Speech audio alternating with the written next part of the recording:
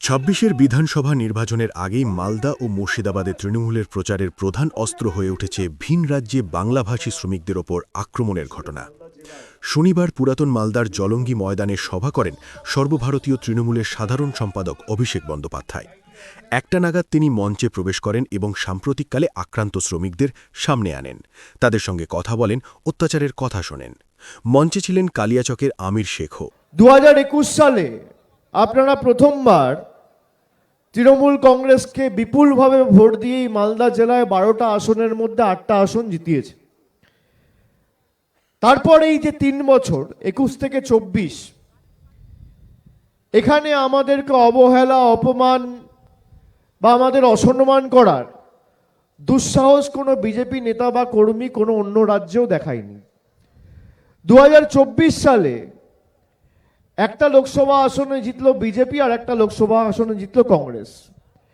ওই মঞ্চে বসে আছে একটা ছেলে রয়েছে, ওর নাম হচ্ছে বিনয় বেসরা, গাজলে বাড়ি। এখানকার লোকসভা কেন্দ্রের সাংসদের নাম হচ্ছে খগেন মুর্মু, মানে গাজল বিধানসভা যে লোকসভার অন্তর্গত মালদা উত্তর, তার সাংসদের নাম খগেন মুর্মু। এবং যে ছেলেটার উপর অত্যাচার হয়েছে তার নাম বিনয় বেসরা।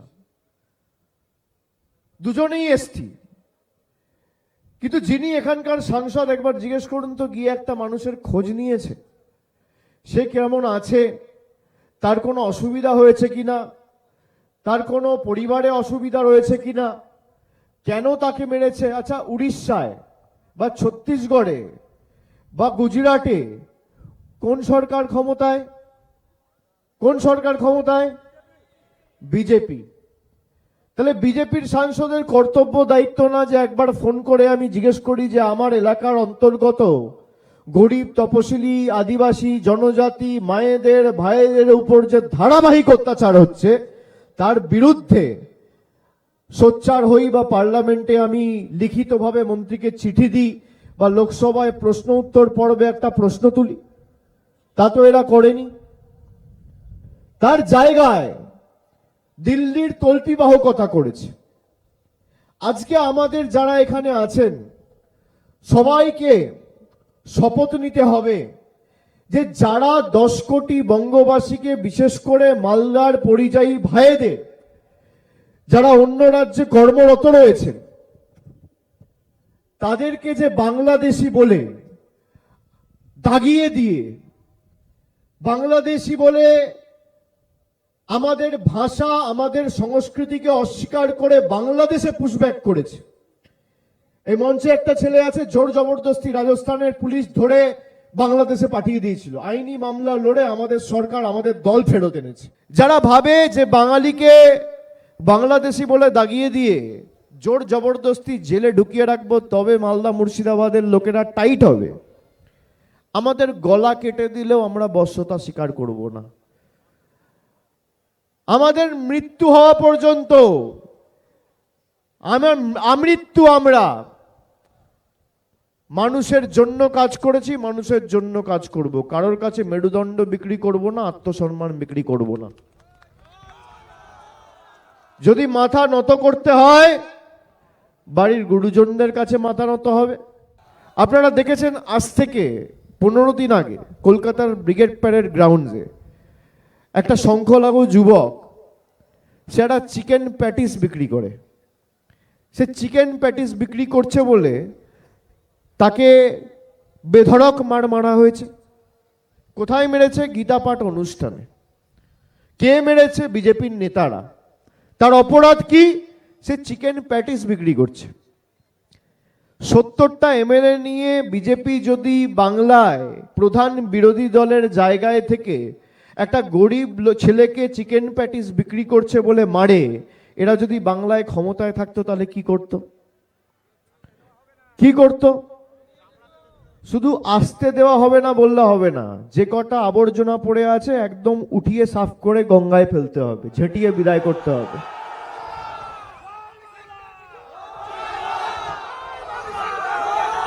এদের কাছে অস্ত্র কি? এদের কাছে অস্ত্র কি?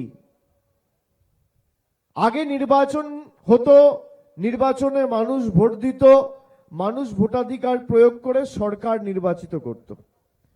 মানুষ ঠিক করত সরকারে কে বসবে, আর নরেন্দ্র মোদী এখন ঠিক করছে ভোট কে দেবে। আগে মানুষ সরকার বাঁচত, এখন সরকার ভোটার বাঁচছে। আজ থেকে 10 বছর আগে নোটবন্দির নাম করে আপনাদের সবাইকে লাইনে দাঁড় করিয়েছিল, দাঁড়াননি? বুকে হাত দিয়ে বলুন তো, কালো টাকা ধ্বংস হয়েছে? 10 বছর পরে আজকে আবার লাইনে দাঁড় করিয়েছে। আগে করেছিল নোটবন্দি, এখন করছে ভোটবন্দি। লাইনে দাঁড়াবেন, হিয়ারিং নোটিশ দিলে নোটিশ নিয়ে যাবেন। তৃণমূলের প্রত্যেকটা অঞ্চলে ওয়ার্ডে ক্যাম্প রয়েছে, হিয়ারিং ভেন্যুর বাইরে তৃণমূলের ক্যাম্প রয়েছে। আমাদের শেষ রক্তবিন্দু পর্যন্ত প্রত্যেকটা মানুষের পাশে আমরা দাঁড়াবো, তার ভোটাধিকার রক্ষা করার স্বার্থে।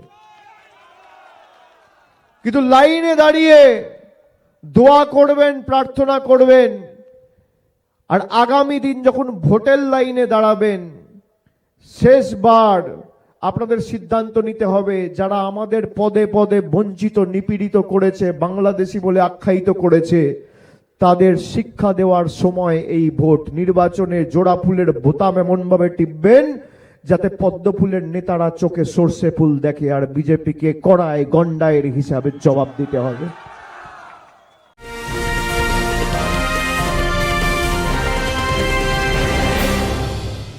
উত্তর 24 পরগনা ও তার আশপাশের এলাকার মানুষের সেবায় ক্যাথল্যাবের মতো অত্যাধুনিক সুবিধা নিয়ে পরিষেবায় ব্রতী সারদা মাল্টি স্পেশালিটি হাসপাতাল।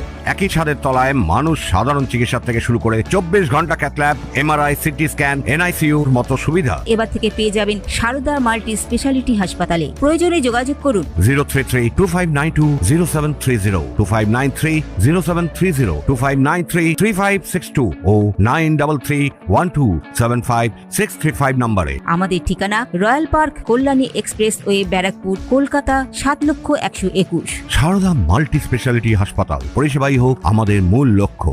একদিকে রয়েছে ভারতের জাতীয় কংগ্রেস, একদিকে রয়েছে তৃণমূল, আমি বাংলার কথা বলছি, একদিকে রয়েছে সিপিএম, অন্যান্য অনেক নতুন রাজনৈতিক দল আসবে। গণতান্ত্রিক দেশ, কে কোথায় লড়বে, প্রতিদ্বন্দ্বিতা করবে, মানুষের কাছে যাবে, প্রার্থী দেবে, সেই সিদ্ধান্ত তাদের, সবার অধিকার আছে। কিন্তু আপনাকে বুঝতে হবে যে ভারতবর্ষে যে 1500টা রাজনৈতিক দল আছে, তাদেরকে যদি একটা রাজনৈতিক দল যদি কাউকে শিক্ষা দিতে পারে বিজেপিকে, তার নাম তৃণমূল কংগ্রেস। অন্যান্য যত রাজনৈতিক দল আছে সবাই বিজেপির কাছে হারে, আর সেই বিজেপি তৃণমূলের কাছে হারে। এটাই হচ্ছে পার্থক্য। আমাদের সংস্কৃতি যারা অস্বীকার করে, যারা আমাদেরকে ঘুষপেঠিয়া বলেছিল, আপনারা যারা বাইরে কাজ করেন, বাংলায় কথা বললে বাংলাদেশি বলা হচ্ছে না, বলা হচ্ছে না?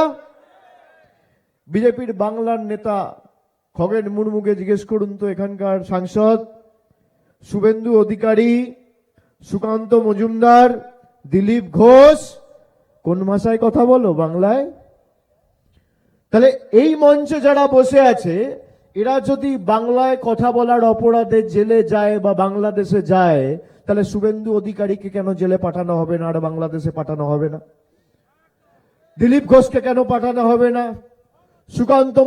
সুকান্ত মজুমদারকে, খগেন মুর্মুকে কেন পাঠানো হবে না? একই যাত্রায় পৃথক ফল তো হতে পারে না। আমরা তো সবাই বাংলায় কথা বলি।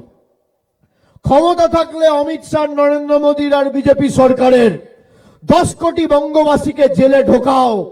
তোমার কত বুকের পাটা আর কত বড় বাপের বেটা, মানুষের কাছে প্রমাণ করো যে তুমি সবাইকে জেলে ঢুকিয়ে গণতন্ত্রকে ভুলণ্ঠিত করে বাংলা দখল করতে চাও।